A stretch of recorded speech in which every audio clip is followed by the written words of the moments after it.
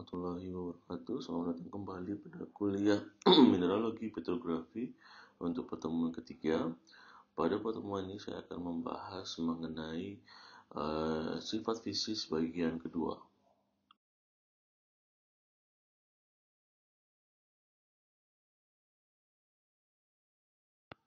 Pada minggu lalu sudah kita bahas mengenai satu sifat kohesion mineral yang terdiri dari karakteristik cleavage belahan, fracture pecahan, hardness kekerasan, tenacity dan sifat dalam.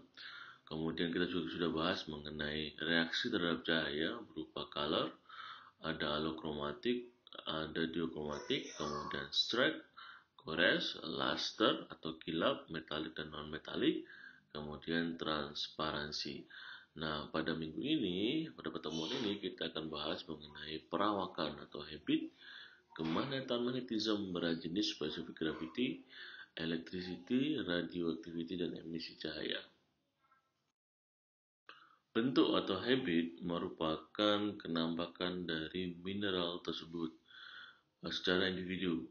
Bentuk-bentuk tersebut terdiri dari 6 jenis, diantaranya adalah 1.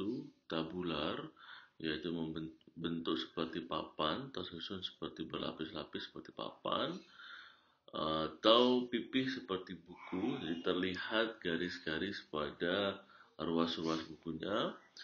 Contoh mineralnya, kemudian ada foliated, mendaun, belahan-belahan yang mudah dipisahkan, mica dan klorid, atau berbentuk seperti bulu atau tumpukan, dan juga kadang-kadang mica berbentuk seperti foliated, kadang-kadang kita plumose. Kemudian stout, gemuk, pendek dan gemuk, contohnya adalah zircon.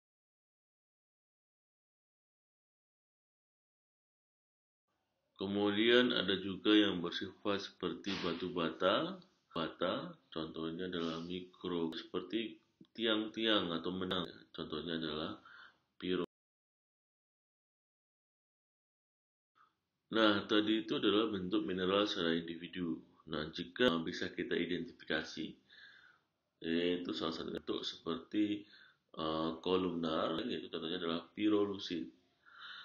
Kemudian membilah atau lavarit. Kemudian fibrous atau lebih bersifat membentuk kumpulan serat seperti stos, gypsum. Kemudian reticulum berbentuk seperti contohnya adalah rutil. Kemudian memencar, tersusun adalah gypsum.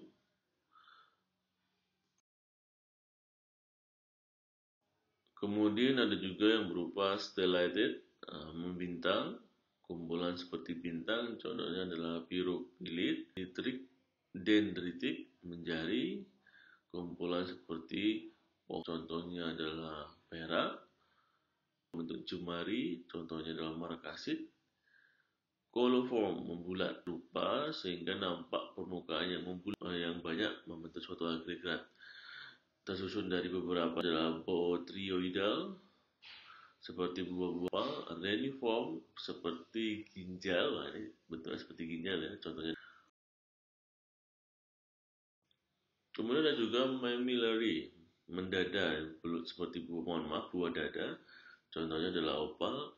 Kemudian adalah globular, bulat seperti bola, persis seperti bola. Kemudian granular, membutir, berbentuk butiran, sama kromit, sama yang terakhir adalah pisolitik, bentuk seperti kapal, posolitik dan limestone. Tentu saja beberapa mineral yang memiliki habit yang berbeda-beda. Ya, ditemukan dalam bentuk individual, dalam kondisi tertentu ditemukan dalam bentuk agregat, dalam bentuk, sehingga jangan heran kadang-kadang bentuknya adalah mammillary, kadang-kadang bentuknya pisolitik, dan seterusnya. Dan tentu saja kalian pasti bingung membayangkan semua bentuk ini. Cukup kalian pahami saja bahwa mineral tersebut itu memiliki yang spesifik. Apa yang bentuknya bermacam-macam, tentu saja komposisi kimianya dan semua karakteristik sifat dari yang membuat bentuk sedemikian rupa. lebih jelasnya tentang perawakan ini sudah dibahas pada bukunya Pak Harjono di buku Mineralogi Referensi. Atau kalian kalau tidak bisa mengakses habit dan coba mencari gambar tentang apa itu granular dan seterusnya. Mungkin dengan gambar kalian akan mendapatkan penjelasan yang lebih baik. Nah, ini adalah contoh dari beberapa habit yang saya sebutkan tadi, tetapi ini tidak adil, hanya beberapa contoh saja seperti granular yang bentuknya seperti putih. Contohnya adalah marble atau marmor, atau foliated yang bentuknya seperti membuku, yang lapisan belahan seperti ruas-ruas buku. Contohnya bladed, contohnya pada actionalis seperti asbestos, seperti itu. Ada yang bentuknya seperti jarum, tadi di atas ada acicular, contohnya adalah as in berupa diverger, radiatic, and globular as in the morpholith, seperti lumut kalau nggak salah ya, as in pyrolusite, batrioidal as in hematite, batrioidal mementeng seperti buah-buahan, stalaktit as in cave deposit, membulat, kumulanya sedemikian rupa sehingga nampak permukaannya membulat, contohnya pada stalaktit. Kemudian ada dua oholitik, jadi dia akan nampak seperti gambar yang paling bawah sebelah kiri, dan oholitik akan nampak seperti gambar yang di bagian kanan paling bawah.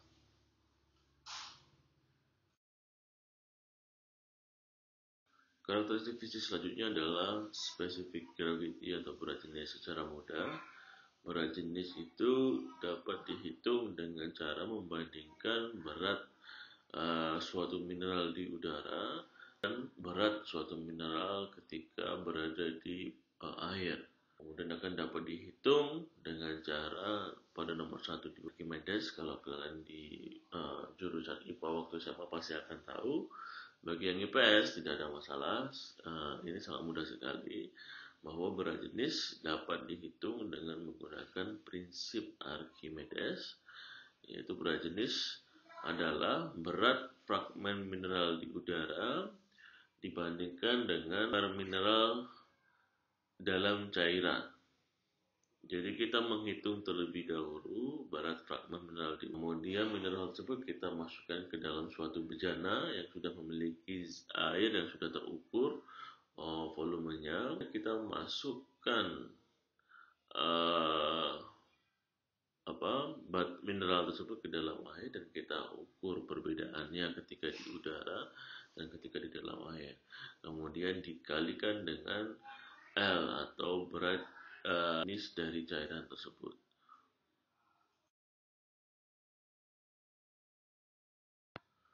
Berat jenis biasa diukur di dalam laboratorium karena kita menggunakan namanya adalah pyknometer. Kalian bisa cari di internet apa yang dimaksud atau bentuknya seperti apa pyknometer tersebut. Yang jelas kita membutuhkan pyknometer. Ketika kita membawa pyknometer ke lapangan, berat jenis di lapangan, tetapi tidak usual atau tidak biasa kita mengukur berat jenis mineral di lapangan. Biasanya kita hanya membawa sampel, kemudian sampel kita bawa ke laboratorium. Nah, di laboratorium kita cek berat jenis dari mineral yang sampel yang kita bawa. Dan kemudian kita cek karakteristik fisik yang lainnya.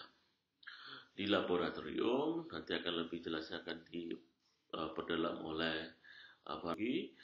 Untuk menghitung berat jenis itu kita menimbang pyknometer kosong terlebih dahulu. Kita notasikan dengan B1. Kemudian kita masukkan mineral tersebut dan kemudian kita timbang sehingga kita mendapatkan berat pyknometer yang kita notasikan sebagai W2. Kemudian kita beri pyknometer yang berisi mineral tersebut. Kemudian kita ukur berat pignometer berisi mineral dan air yang kita notasikan sebagai W3. Dan kita juga membutuhkan ukuran berat atau mengukur berat pignometer yang berisi hanya air saja tanpa mineral. Nah, itu kita notasikan sebagai W4. Kemudian density cairan itu biasanya sudah ditentukan atau angkanya sudah pasti dan bersifat konstan tergantung cairan yang kita gunakan. Kita bisa menggunakan normal atau air biasa yang densitasnya sudah diketahui. Kalian bisa, dan untuk mendapatkan berat jenis dari mineral tersebut, maka kita menghitung selisih antara pignometer berisi mineral dan berat pignometer kosong. Kemudian kita bagi dengan air dikurangi dengan berat pignometer kosong dikalikan berat pignometer berisi mineral dan air pignometer kosong dikalikan dengan density dari cairan tersebut. Itu jenis, dan setiap mineral memiliki spesifik gravity yang spesifik tergantung dari komposisi mineral dan mineral penyusunnya. Berat jenis juga dapat diukur dengan cara metode suspensi, yaitu membandingkan langsung dengan cairan yang sudah diketahui berat jenisnya. Yang digunakan adalah bromofom CHBr3 dengan berat jenis 2,9, katilena tetrabromida atau tetrabromitena dengan berat jenis 2,96, dan metilena iodida CH2I2 BC3,3. Bagaimana cara melakukannya? Dalam lagi di praktikum. Berdasarkan berat jenisnya, mineral akan dibagi menjadi dua, yaitu mineral non-metalik atau kilap non-metalik, non-logam, dan mineral metalik atau kilap logam yang masing-masing memiliki berat jenis rendah, sedang, dan tinggi. Jika pada non-metalik low density itu, dan jika berat jenisnya kurang dari 2, medium density 2,6 sampai 3, high density jika lebih dari 3. Sedangkan pada golongan mineral metalik yang disebut dengan berat jenis rendah itu adalah 4, medium density adalah 4 sampai 7, dan high density adalah lebih besar dari 7.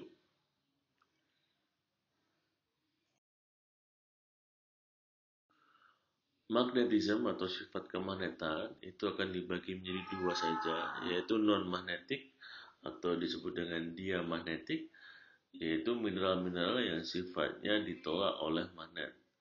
Contohnya adalah asbestos, dan ditolak oleh magnet itu maksudnya tidak mengandung magnet.